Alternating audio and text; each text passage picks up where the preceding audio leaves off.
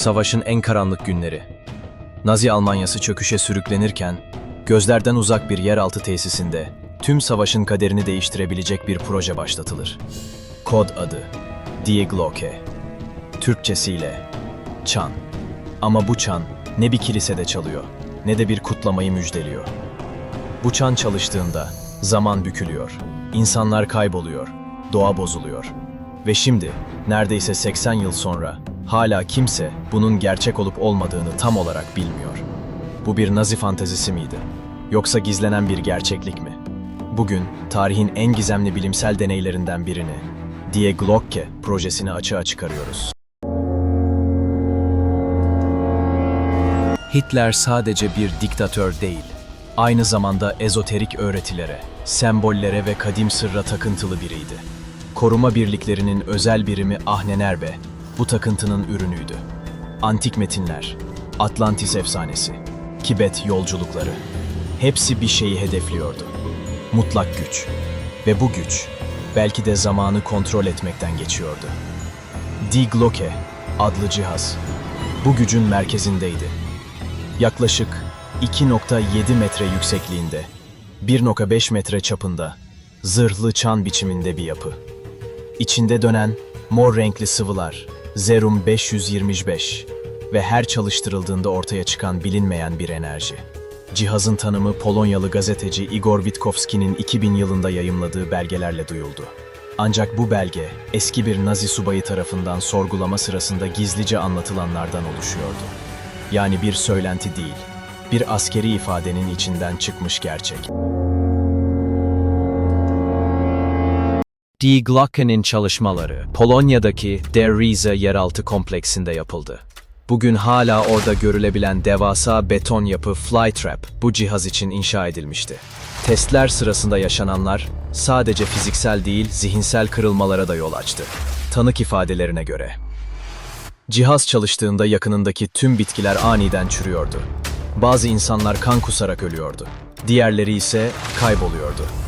Bir deneyde içeri giren 5 askerden ikisi bir daha hiç bulunamadı. 3'ü geri döndü ama göz bebekleri büyümüş, hafızaları silinmişti ve yaşlı görünmeye başlamışlardı. Bazı teorisyenler bunun bir zaman sıçraması olduğunu iddia ediyor. Diğerleri, paralel evrenle çakışma yaşandığını düşünüyor. Ama kesin olan bir şey var. Bu cihaz, bilimin açıklayamadığı bir şey yapıyordu. Savaşın sonunda Operation Paperclip başladı. Nazilerin birçok bilim insanı Ablekanaderiye'ye kaçırıldı.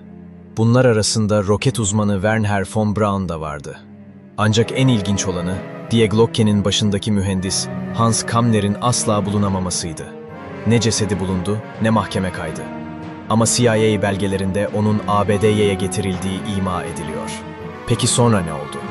1947 yılında New Mexico'da Roswell kazası meydana geldi. Resmi olarak hava balonu dense de, kazada bulunan metal parçaların şekli Die Glocke cihazına çok benziyordu. Aynı yıl, ABD hükümeti zamanla ilgili gizli projeler başlattı. İsmi bile gizemliydi. Project Montauk. İddialara göre bu projede zaman yolculuğu denemeleri yapıldı. Ve temel teknoloji Nazilerden alınmıştı.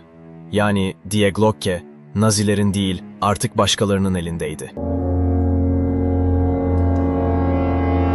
Naziler, savaşın sonuna doğru birçok teknolojiyi Antarktika'daki Base 211 adlı üsse taşıdı.